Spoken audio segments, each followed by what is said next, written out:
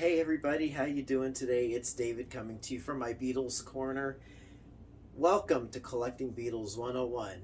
In this episode, we're going to talk about something that's, to me, it's a bit fun in collecting, and you will learn that on this channel, it's basically going to be record heavy. So I have a nice collection of Beatles albums. Got albums, obviously the USA catalog. I've got British albums. I got German albums. The current, remasters. The whole.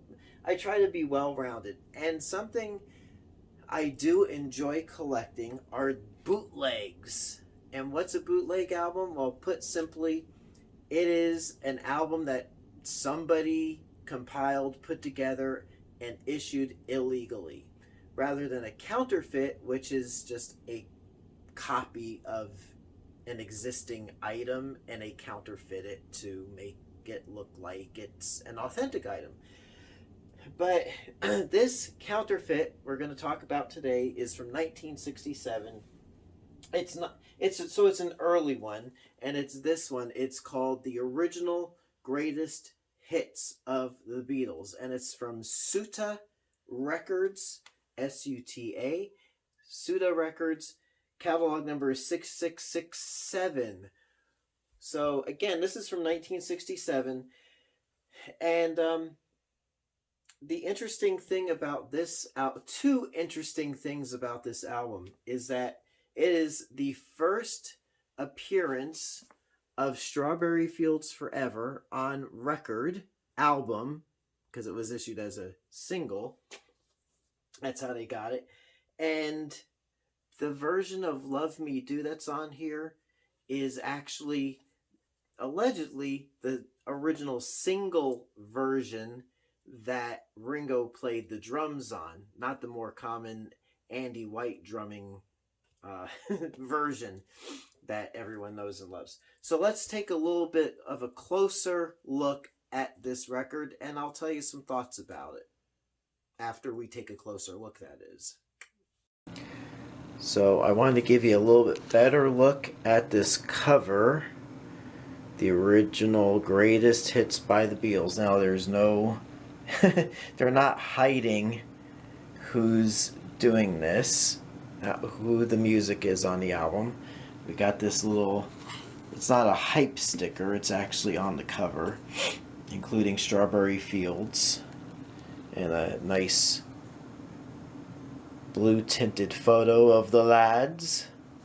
It says high fidelity. This is a monophonic album as far as I know, but we'll take a look at the record label itself. Let's look at the back cover. Alright, here we go. Here's the back cover. There's no frills, no mention of the Beatles.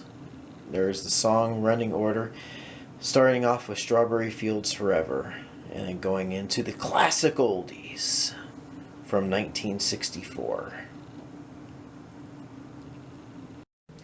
So here's a little shot of the actual label on the record. Really, no frills, no mention of the Beatles. Just a good running song order, just for your consideration. So there you have it. Really a no frills record.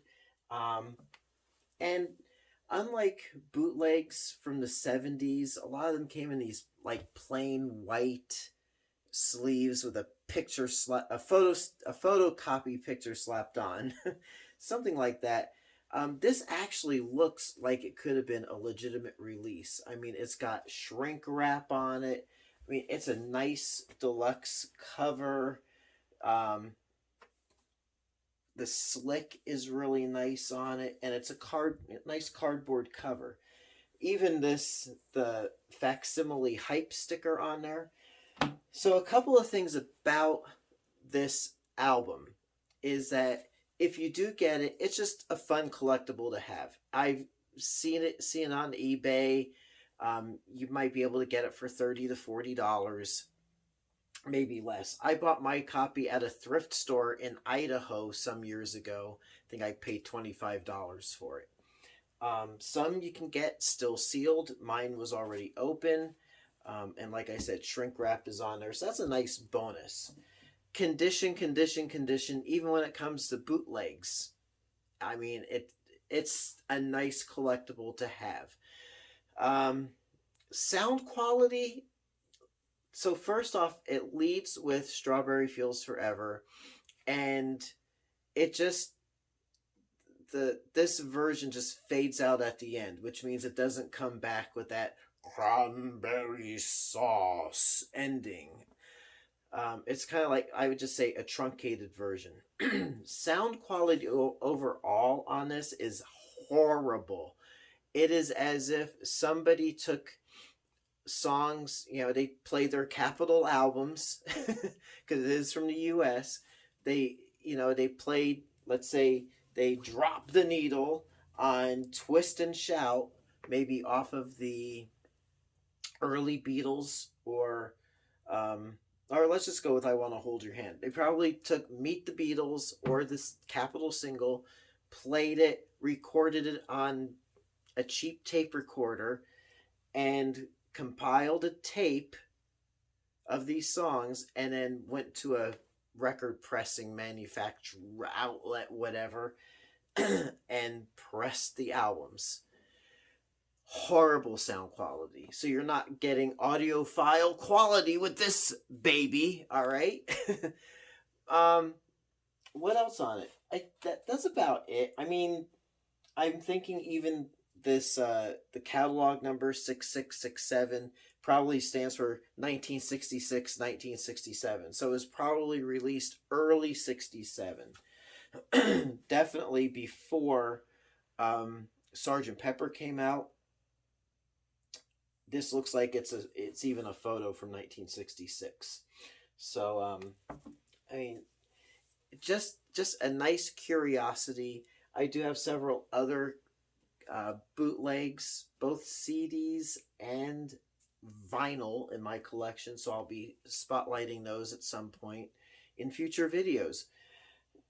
Now, why should you collect it? Well, like I said, it's just fun to have them. And if you have friends that are Beatles collectors, if you share on social media your collection, or you do YouTube videos, they're cool curiosities to have.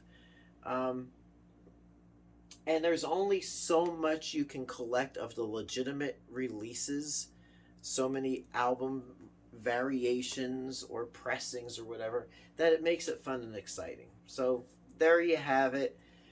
The original greatest hits by the Beatles. Sorry, George. Nothing too spectacular, but just a fun little thing. So until next time, I hope you have happy collecting, or you collect happily. Anyway, happy collecting. Be smart with your purchases. This is in no way a concise or comprehensive video, and it's just something for fun. All right? So we'll see you next time. Collecting Beatles 101.